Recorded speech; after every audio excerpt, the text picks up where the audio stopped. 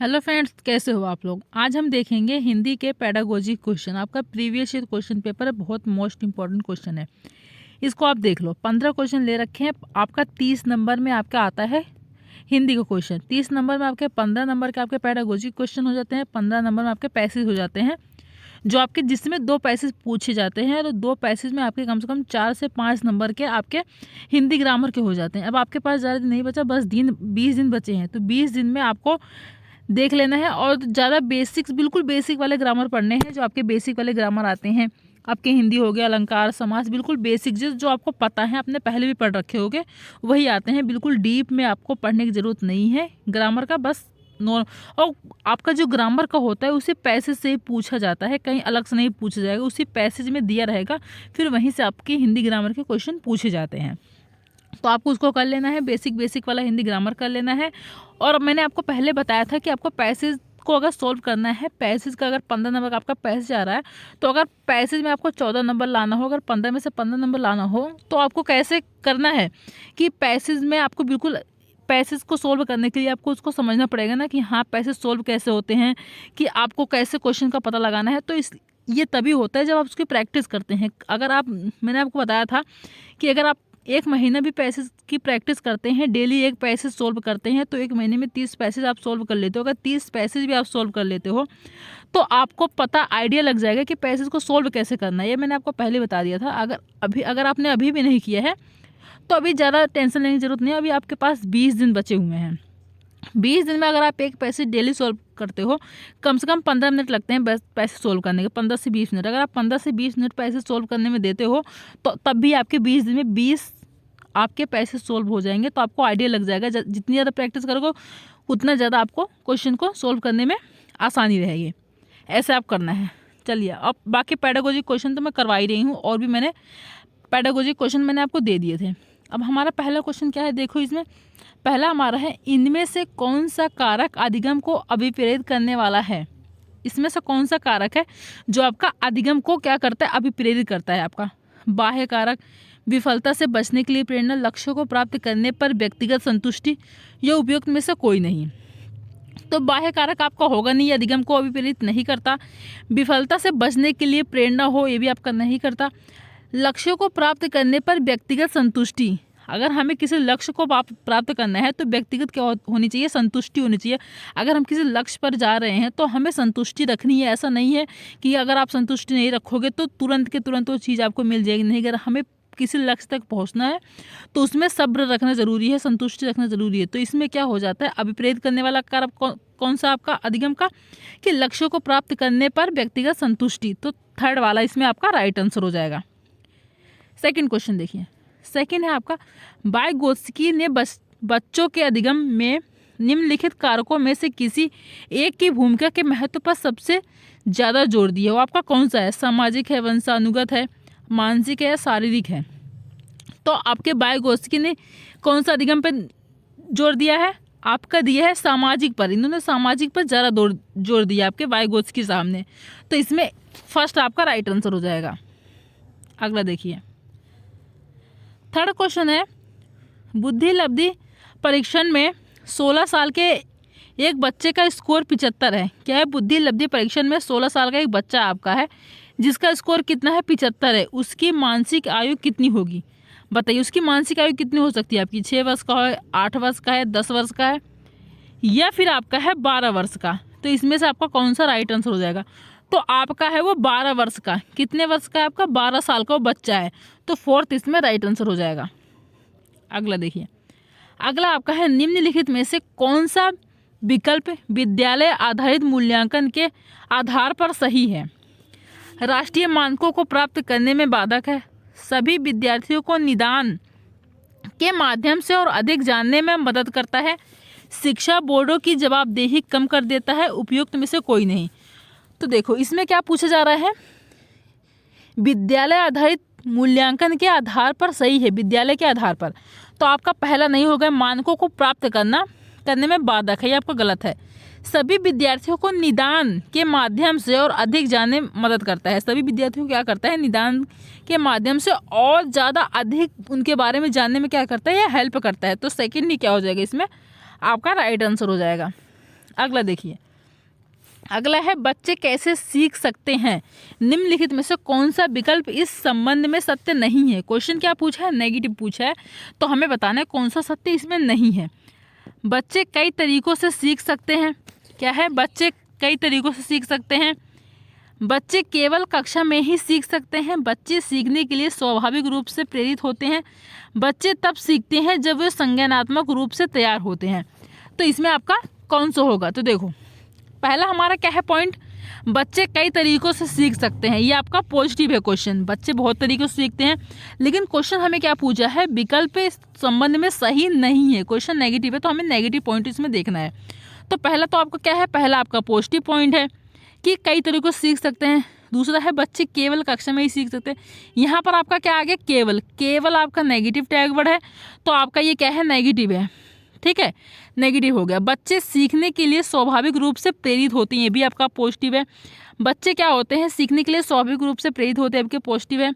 बच्चे तब सीखते हैं जब वे संज्ञानात्मक रूप से क्या होते हैं, तैयार होते हैं, भी आपका पॉजिटिव है। तो 1 2 3 ये 3 आपके पॉजिटिव हो गए, लेकिन थर्ड वाला क्या है, इसमें नेगेटिव टैग वर्ड देखने को मिल गया, तो यही आपका क्या हो जाएगा, राइट आंसर हो जाएगा, क्योंकि क्वेश्चन आपका क्या पूछा था, क्वेश्चन आपका नेगेटिव पूछा था, तो सेकंड इसमें आपका राइट आंसर हो जाएगा। अगला देखिए, अगला आपका है निम्नलिखित में से कौन सा सूक्ष्म गति कौशल का उदाहरण है, कूदना, लिखना, दौड़ना या चढ़ना। इसमें से आपका कौन सा राइट आंसर हो जाएगा। तो सूक्ष्म गति कौशल का उदाहरण है, कूदना है, लिखना है, दौड़ना है, चलना है, चढ़ना है। तो सूक्ष्म गति कौशल वो होते हैं जिसमें आपका क्या होता है, ज़्यादा जोर दे के हमें कोई चीज़ करना पड़ता है, वो आपका क्या होता है, कूदना होता है। उसमें आपका क्या होता है, लिखना, इसमें ज़्यादा जोर की ज़रूरत नहीं पड़ती है, जो आपका सूक्ष्म गति कौशल होता है। इसमें आपका कौन सा राइट आंसर हो जाएगा, लिखना हो जाएगा। इसमें आपके ज़्यादा, और इसको हम क्या बोल सकते हैं, इसको आप बोल सकते हो इंग्लिश में बोलते हैं फाइन मोटर स्किल, और जिसमें ज़्यादा जोर लगता है उसको हम क्या बोलते हैं, ग्रॉस मोटर स्किल, ठीक है। ग्रॉस मोटर स्किल वे होता है जिसमें कोई चीज़ अगर हम करते हैं उसमें ज़्यादा जोर लगता है, जैसे आपका कूदना हो गया, ठीक है, कूदना क्या होगा, आपका ग्रॉस मोटर स्किल हो जाएगा, और दौड़ना आपका ग्रॉस मोटर स्किल, चढ़ना भी आपका ग्रॉस मोटर स्किल हो जाएगा। तो ये तीनों आपके क्या है, ग्रॉस मोटर स्किल है। लेकिन जो आपका लिखना है ये आपका फाइन मोटर स्किल है, ये यानी कि आपका सूक्ष्म गति कौशल है। इसमें अभी अगर आप कूद रहे हो तब भी इसमें आपके मसल्स के ज़्यादा यूज़ होंगे, दौड़ रहे हो मसल्स के ज़्यादा यूज़ होंगे, चढ़ रहे हो मसल्स के ज़्यादा यूज़ होंगे। लेकिन जब आप लिख रहे हो, कोई चीज़ लिख रहे हो, कटिंग कर रहे हो, आप कलर कर रहे हो कोई चीज़, तो आपका क्या है, मसल्स के ज़्यादा यूज़ नहीं होते हैं, बिल्कुल आसानी से कर सकते हो। तो आपका यही हो जाएगा, आपका सूक्ष्म गति कौशल हो जाएगा। तो सेकंड आपका क्या हो जाएगा, इसमें राइट आंसर हो जाएगा। अगला देखिए, अगला आपका किसने सबसे पहले बुद्धि परीक्षण का निर्माण किया है, कौन सा आपका राइट आंसर हो जाएगा। डेविड वेसलर ने, चार्ल्स डार्विन ने, रॉबर्ट स्टर्नबर्ग ने या अल्फ्रेड बिने ने। इसमें से आपका कौन सा राइट आंसर हो जाएगा, तो आपका हो जाएगा अल्फ्रेड बिने ने। तो फोर्थ इसमें क्या हो जाएगा, आपका राइट आंसर हो जाएगा। इन्होंने सबसे पहले क्या किया था, बुद्धि परीक्षण का निर्माण किया था। फोर्थ आपका राइट आंसर हो जाएगा।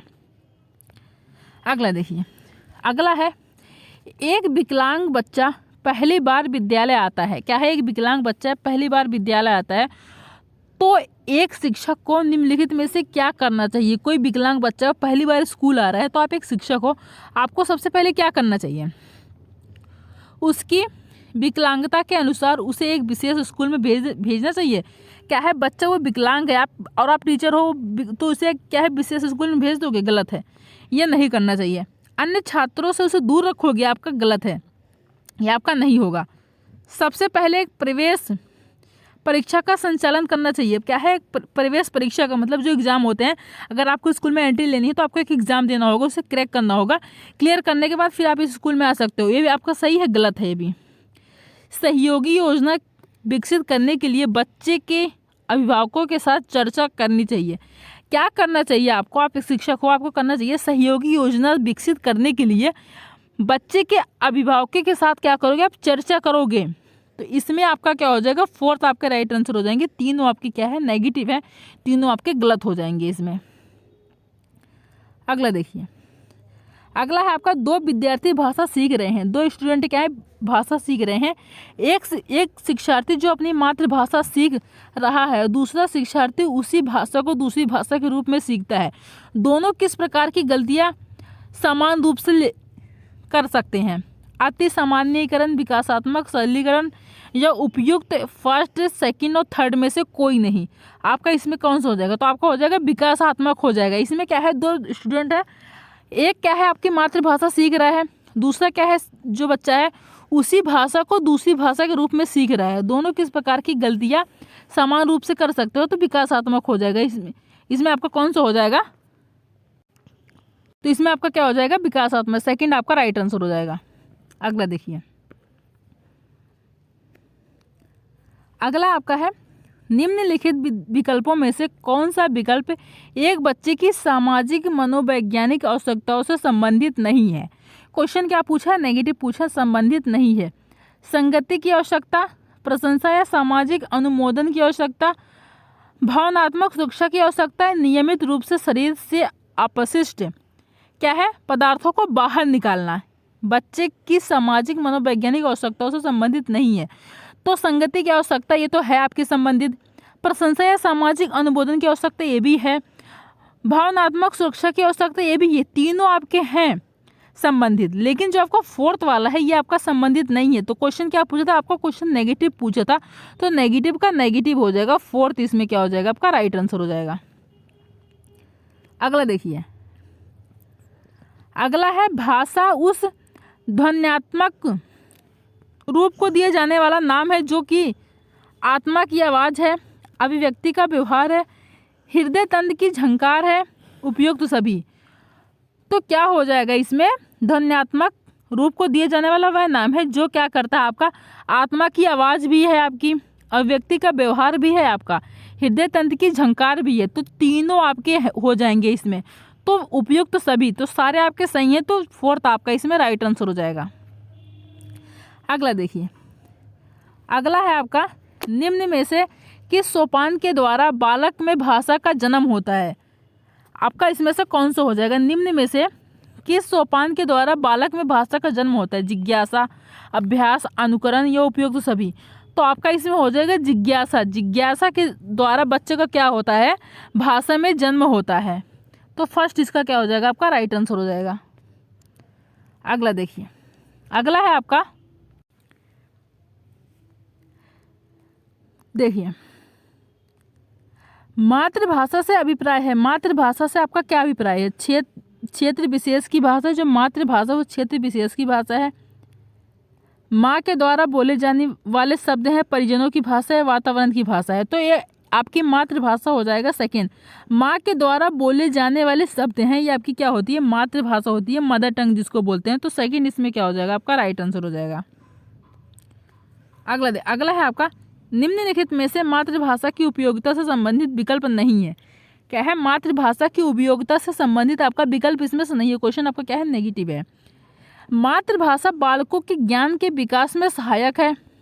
मातृभाषा शिक्षा ग्रहण करने का सर्वश्रेष्ठ माध्यम है, माध्यक है। मातृभाषा विचार विनिमय का साधन है। मातृभाषा प्रगति पथ में बाधा पहुंचाती है। तो देखो इसमें क्वेश्चन में क्या था? मातृभाषा की उपयोगिता से संबंधित विकल्प नहीं है। क्वेश्चन आपका नेगेटिव पूछा था। मातृभाषा बालकों के ज्ञान के विकास में सहायक होती है, ये आपका बिल्कुल राइट है, आपका सही हो जाएगा। पॉजिटिव क्वेश्चन है। मातृभाषा शिक्षा ग्रहण करने का सर्वश्रेष्ठ क्या है? माध्यक है, ये भी आपका पॉजिटिव, ये भी आपका सही हो जाएगा। मातृभाषा विचार विनिमय का एक साधन होता है, ये भी आपका पॉजिटिव, ये भी सही हो जाएगा। मातृभाषा प्रगति पथ में बाधा पहुंचाती है, यही आपका नेगेटिव हो जाएगा कि जो आपकी मातृभाषा हो, जो आपकी मदर टंग होती है, वो प्रगति के पथ पर कभी भी बाधा नहीं पहुंचाती। ठीक है, याद रखना, कभी भी अगर आप प्रगति के पथ पर हो तो मातृभाषा आपकी बाधा नहीं पहुंचाती है। तो ये आपकी क्या है? यही आपका नेगेटिव क्वेश्चन हो जाएगा। तो क्वेश्चन आपका क्या था? नेगेटिव था। तो फोर्थ इसमें आपका राइट आंसर हो जाएगा। अगला देखिए, अगला आपका प्राथमिक स्तर पर भाषा सिखाने से तात्पर्य है। प्राथमिक स्तर पर भाषा सिखाने से आपका क्या तात्पर्य है?